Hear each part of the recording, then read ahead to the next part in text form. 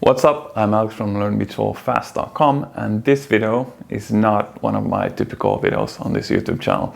In this video, I'm going to take you on a little personal tour into my home gym, my unique home gym, I would say.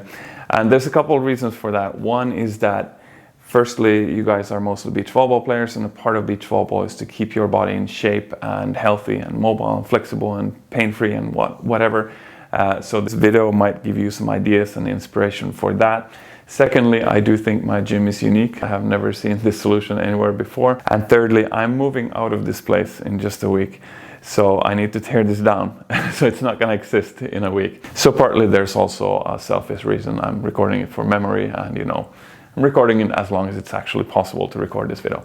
I don't know when I will live in a place next where I can build this up again. So yeah, until then this video will do the job if I need to explain this to someone. So yes, obviously my home gym in the entirety of it consists of all these things, all these rubber bands and balls and weights and whatnot. But all of that is readily available for purchase. So what we're going to be focusing on is the rack, which is really the unique part of this. So we're going to jump into the details soon, but for this to make maximum sense, I'm actually going to start super quickly by explaining the two background reasons for why I built this gym in the first place. So firstly, I believe in making the things that are important for you easy for you to do, and the path of least resistance. So when it comes to stretching and muscle training and activating new muscles and whatnot, really just doing a rep here and there throughout the day and easily is key. So even if you have a day where you're super busy and you don't have time to work out, if you have a home gym or a gym somewhere you're going anyway, it's easy for you to put in 30 seconds of hanging or 30 seconds of activating that muscle that you're working on, or 5 minutes of a workout. The problem is if you have to drag your ass to the gym and make it a project, you have to get your clothes on, pack your bag, blah, blah, blah, make it there and then make it back and you're sweaty and it's a huge project and it's gonna take a chunk of your day. That is not going to happen if you're busy. But if you have an easily available gym, it's now possible for you to make even a small version of your workout to happen. And consistency is key, especially for building habits. If we want to build a habit that we work out a little bit every day, we have to work out a little bit every day, even if it's just 10 seconds. Once we have done this for a long enough time, it just happens automatically. We don't even need to think about it. We just don't live a day without having a little workout session in it. And last winter I had a living solution, which was not here, it was somewhere else, but it really drove home the point for me because it was the first time that I consistently for 3 months at least actually every day did some sort of rehab exercise or some sort of exercise that would better the shape of my body. And it was the first time in my life when I was actually able to pull that off consistently without missing one single day.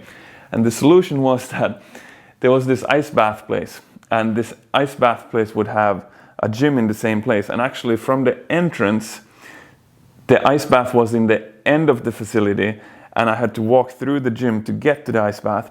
And I really wanted to do this ice bath every single day for these 3 months. So I walked through the gym every day. And every day I would walk through, I would do at least a few reps.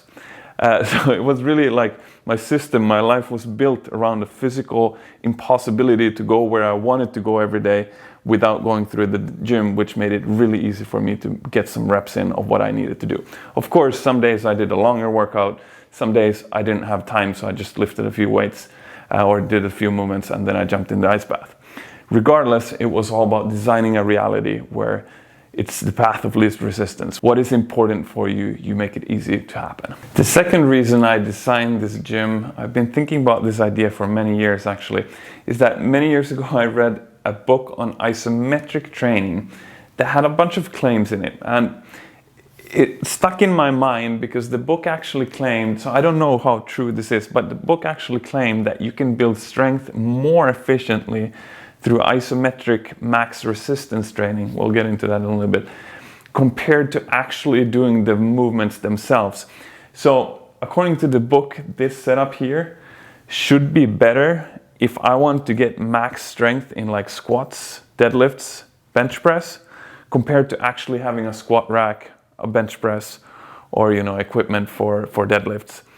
I don't know if it's true, but if this is actually better to have than all of that stuff, That's amazing. So this idea fascinates me. I'm gonna explain a little bit more about that when I show you the exercises over here. And just so it's said, even if this setup wouldn't be as good for building strength in benching, deadlifting and squatting as having the actual equipment for that, this setup will still allow you to get stronger in those with way less equipment and way less cost of equipment. Okay, with that being said, the unique thing about this thing is that it attaches at the top as well as the bottom, so it cannot move up or down. We'll get more into that in a little bit when you will see why it's relevant. But I'm gonna start off with my favorite exercise, since it's set up this way anyway. A stretch that I haven't easily been able to do anywhere else in any other gym, because this one has two of these. You can go and do hanging in many gyms, and you can also put foam rollers in your upper back and stretch out your chest on the ground. But this combination here that does both at the same time is amazing. I love to start my days with this. And if you want even more of a stretch, you can go and do this. Like, this is good stuff for your shoulders and your posture, is my claim. Starting the days off like this, you're just gonna be straighter than most people. That's at least what I believe. So actually, I do have my microphone here, so I hope I don't make too many awkward noises when I do these stretches and whatnot. Regardless, how it works is this one is attached, that's permanent. This one, you can take out and you can put at different heights or take away completely. Another stretch that I like is simple hanging. The unique thing about this, at least for slightly more taller people, is I set up this one at the height that I can, with the help of my slant board, I can reach, I can hang, and I can absolutely free hang with not needing to keep my legs up so that they don't touch the ground or whatever. It's nice to just fully relax. So I tend to do that quite often also. Another exercise that you can do in this gym quite easily, which is actually quite difficult to do in many gyms, even well-equipped gyms, sometimes you struggle finding a setup to do this, is if I do like this and put it at this height, I can do Nordic hamstrings, they're called. A hamstring exercise that a lot of people say are good for preventing injuries. Basically an eccentric hamstring contraction thing that I'm not very strong at. I probably should be stronger at this and do these more. But they definitely give you a good hamstring workout and probably might prevent some injuries. Okay, so now let's get into the isometric part and that book that I read and why it's really important that this rack doesn't go upwards. Make note, you can go to a squat rack in a gym and you can tie something into it, but quite often still the rack will lift off if you really push it upwards. This one won't. But anyway, super quick theory. There are 4, maybe there's more types of contractions, but at least I'm gonna give you 4 now. So right now here, it's my bicep working. And this is going to be a concentric contraction when my bicep shortens under load. Then this is going to be an eccentric contraction where my bicep lengthens under load. And this is going to be an isometric contraction where basically the bicep is under load, but it's not shortening or lengthening. But there's an important difference here. This is not a max resistant isometric contraction, because if I use all the power I have in my bicep, then that happens. The weight lifts. So this weight is 8 kilos. So this is an 8 kilo concentric contraction. However, if we have something that is stable, that doesn't move, which I did not build this thing for bicep training necessarily, but I can show it to you because this thing is versatile. Now I can still work my bicep here, and I can max contract it against this thing because this thing ain't moving. So I can put way more load than the 8 kilos on my bicep here. So basically what the book that I read about isometric training said was that if I go to a squat rack and I put some heavy weights on and I do a squat, basically, even if I do 10 reps or 20 reps, the time that I will have under tension, for example, right here, is just gonna be a few milliseconds every time I pass that area. And in those milliseconds, well, in total, it's not too much time. It's just milliseconds times 10 or milliseconds times 20. And he argued something in the style of that maybe the brain doesn't have the time to recruit the muscles in that range of motion maximally in that short of amount of time. So what if his proposition was instead that we take something that is stable, go into a squat. So this is at one specific angle, my legs. And here, I'm probably gonna make faces doing this. But if I push as hard as I can,